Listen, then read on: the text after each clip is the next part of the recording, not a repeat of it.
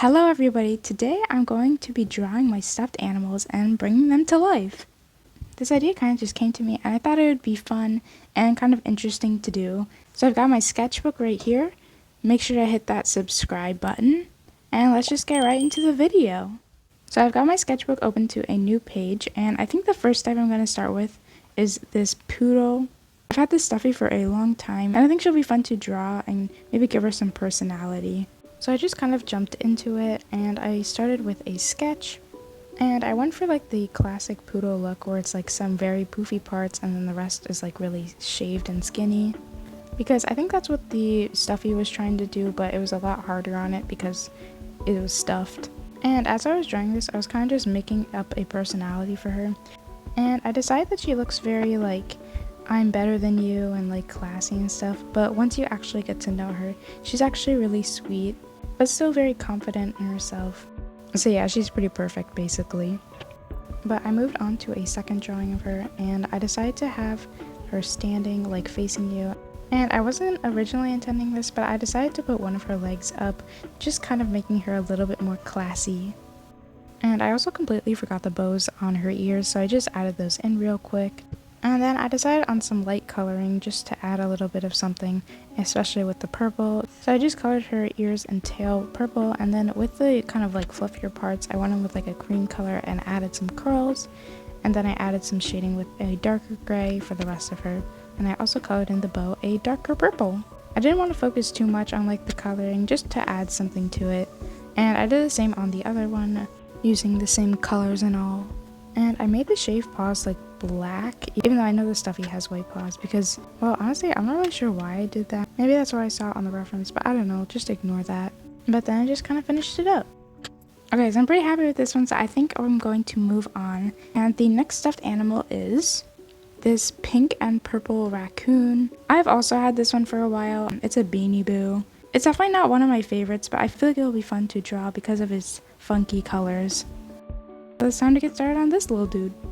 So this one was a bit harder to draw because the stuffy gave like nothing about the actual shape of a raccoon, and like the head was all wrong because they simplified all the markings like a lot.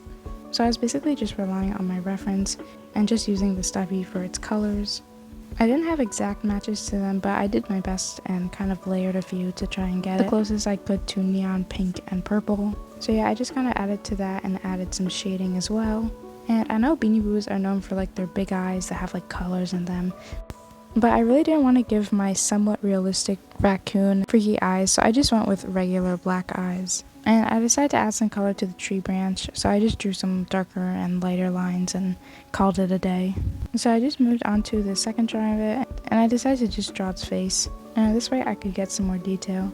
And I never realized what the markings actually look like on a raccoon, but I guess now I do know. And in this drawing, I definitely made sure to add the light pink markings that were on the stuffy. And then I kind of colored in the face. I made the nose way too big here, but don't worry, I fixed that. And I realized I want some white highlights, so I decided to open my new white gel pens so you can enjoy the ASMR.